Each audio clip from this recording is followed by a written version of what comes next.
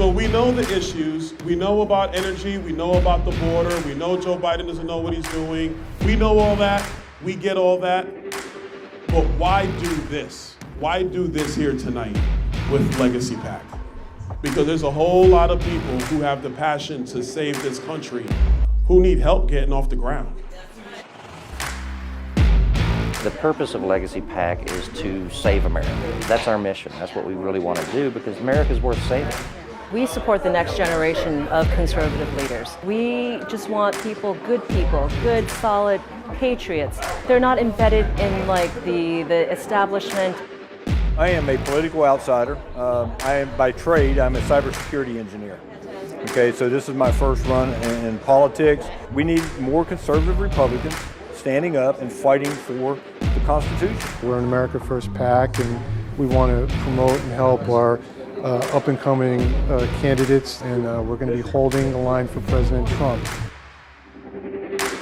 I joined the Army at 17 years old.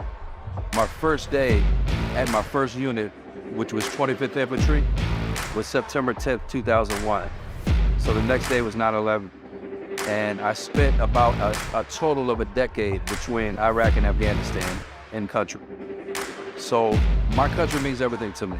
When I realized that if people like myself who don't want to be politicians don't start stepping up and taking these seats, that nothing's going to change, then I said, okay, I'll do it. Who deserves to lead the people of this country more than those who serve this country? So I'm behind every one of them. So let's make sure we get more veterans into power. I'm all for it. Remember why you're involved.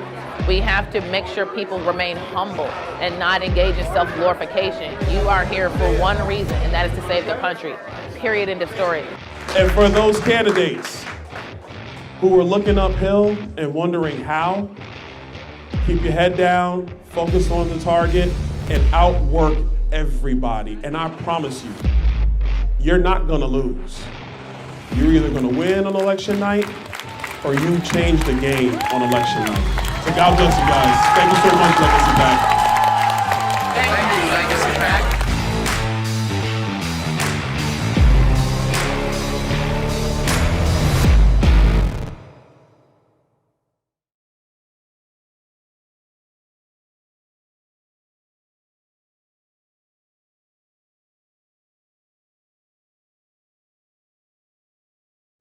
I'm Jared Craig with the Vet Voice. On behalf of Legacy PAC and Veterans for Trump, I have the pleasure of speaking with Ray McKay, a U.S. Senate candidate for the 2024 election in the state of Rhode Island. So I first want to thank you for coming onto the show today. And I want to invite you to talk to our viewers a little bit about yourself, a little bit about your platform and what you intend to do once you get in office and what your priorities are. So first off, I want to thank you for coming onto the show. Jared, good afternoon, and thank you for having me. It's a pleasure to be here. So a little bit about me. Grew up in the state of Rhode Island, served 11 years in the United States Army. I'm a father, a grandfather, and dare I say, a great-grandfather. Got 3 dogs, worked for the city of Warwick for 26 years as their network and telecommunications manager and administrator. I again, served 11 years on active duty in the United States Army in Germany and Fort Sill, Oklahoma. That covers pretty much where that is for my personal life. As far as politics, where I'm going, what we want to do, the biggest thing about this race, it's the economy. It's the economy, taking care of our senior citizens, taking care of our debt, taking care of national security, and closing our borders. We see runaway inflation. We see spending by the federal government at ad nauseum rates. And then we see our illegal aliens coming across the border all the time. So those are huge issues that need to be addressed. We need to protect our senior citizens. The biggest thing we Republicans always get challenged on is Social Security. We're going to privatize Social Security. We're going to take it away because those old people, they're old people. They don't need Social Security. No, wrong. We're going to take care of our senior citizens who participate in society, helped build this great nation, helped me move forward in life. So my parents are still with us. God bless. And we're going to take care of them. our promises and commitments. They put money in the bank to save for Social Security. That was part of their retirement plan, and we're going to protect that. Going forward, do we need to address it? We do. We need to address it. We've got to protect it. So one of the first things I'll do when I'm in Congress, when I'm in the United States Senate, is to offer legislation that nobody can go into the not the rainy day fund, but the Social Security fund. That has to be set aside, cannot be touched by any politician, government agency. Money comes in, only goes out to those contributing. We don't need to spend it anywhere else. And I say this to young people all the time when they want to badmouth, oh, senior citizens. That's everyone's goal, is to become a senior citizen. And they should get the respect, and we should give them what they've earned, because Social Security is not an entitlement program. They've earned those dollars. They paid into that program. And you also hit on the one thing about the economy. And I had the pleasure of traveling up the East Coast the end of last year's general election cycle, October, November. I traveled from here in Georgia all the way up to Maine and back. Huh? And up north, y'all have a lot more of an issue with heating oil than we do in the South. And I kept hearing the same phrase over and over again that tied the economy to energy independence. And it was, the citizens of the Northeast had to choose between heat or to eat. And I thought that was a powerful message. And it really made people think about not the people that are burgeoning, coming up, starting businesses, but the people on fixed incomes, those senior citizens, those people relying on a certain set amount of dollars that they'd invested in coming to them. They were hurt most by the downturn economy. They were hurt most by the increased cost of energy and now inflation. It's causing the worst injury to the most exposed portion of our populace. So I think you hit the nail on the head there, and I just wanted to interject the energy independence.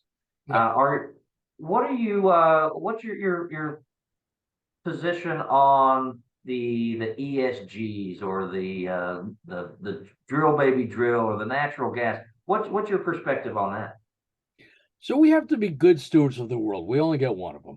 And so we have to take care of the pollution. We have to be mindful of what's going on in our economy and the world and the globe, how we treat the planet. We don't want to go so far and so extreme that we do knee-jerk reaction. And right now I see the war on fossil fuel as a knee-jerk reaction without a long-term plan. Senator Kennedy was the other day in Congress questioning some people about this, and the cost from Louisiana, right? Yes, that is correct. From Louisiana, yes. One of my favorites. There you go. So he was asking about the cost for us to go green over the next 50 trillion till 2050.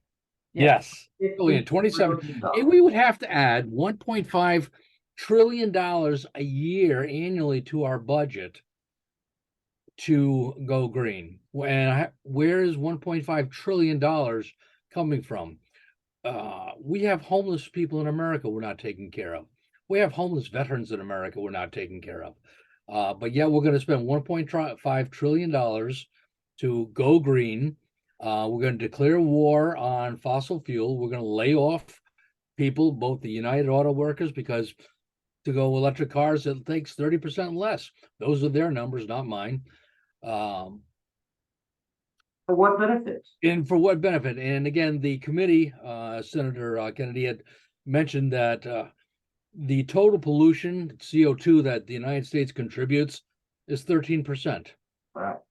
And if we're going to be the only ones doing this, we affect 13%. The planet isn't changing with 13%. And then the question was, what was the temperatures going up? And I'm all about science. Again, good stewardship. We need to take care of. There has to be a balance between renewable energy and so on, and what we're doing in the United States. One thing nobody wants to talk about is nuclear power. The Secretary of Energy didn't bring that up, did he? No. So, and that's something that that needs to be part of the equation. It really should. Right now, we're doing, another senator from Oregon, Washington State. She was questioning, and 50+% of the raw materials that are making the solar panels are coming out of China and the Congo. And Mined by children, yeah. the United States is underwriting this investment. So the taxpayers is underwriting this investment in solar energy, and all the money's going to the Chinese that don't like our way of living. Yes, and the same plants in China that are creating these solar panels are run off of fossil fuels. That is correct, with coal, huge coal burners over there. Yeah. And we've got very good coal scrubbers, smokestack scrubbers in the United States. Right. We've advanced technology very well. So we're less pollutant than we've ever been. Yeah, I think that we need to have, I guess, a realistic review of what our condition is, what we can do, and the resources we have. Because other people that I speak to in the energy and industry, they talk about train loads of coal sitting on the rails that they just can't use, but they're under curtailment or increased rates because residential usage in the wintertime. And I'm talking about Georgia, up in the north where you are. I couldn't imagine the rates of the cost per decatherm, et cetera. So I think that speaks to the people in your area. And I think Rhode Island is smart to seek a flip from blue to red before it gets too far down the road. And I'm finding as I go from state to state and different, I don't always go north and south. It's easier for traveling because there's no jet lag, but I find something consistent. Places that have been historically Democrat, those voters are feeling abandoned by the current Marxist, leftist candidates and agenda that they cannot consolidate with. And there's a phantom swing voter percentage out that they say 10 to 15%, but who knows? People voting their conscience, not on social issues, but on pocketbook issues, kitchen table issues. That's where the true swing voters are going to come from. And it sounds like you know your people best. We try, and red is a dream up here. I'll go with purple. We'll start one step at a time.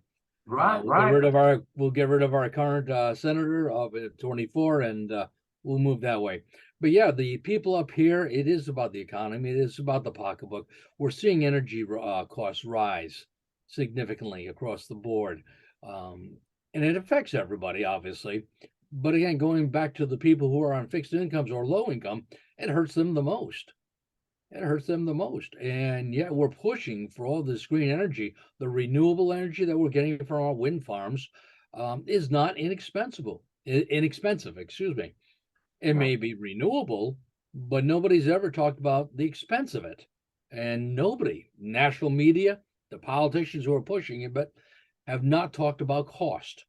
The toxicity of batteries and the non-recyclable materials and the turbines and the blades. Exactly. And how many of those wind-powered pinwheels operate without any lubricants that are fossil fuel-based?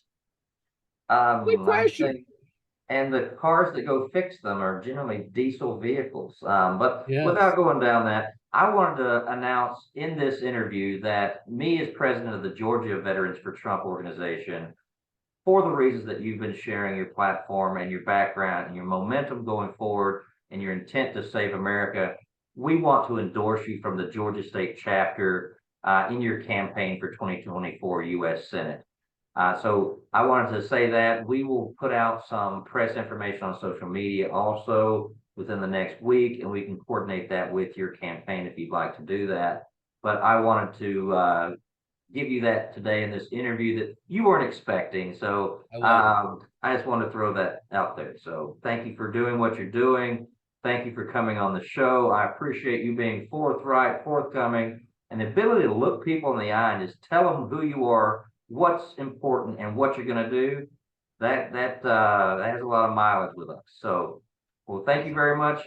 And we look forward to hearing back from you after the primary. And And we also want to see you after the general and congratulate you and get you in the U.S. Senate.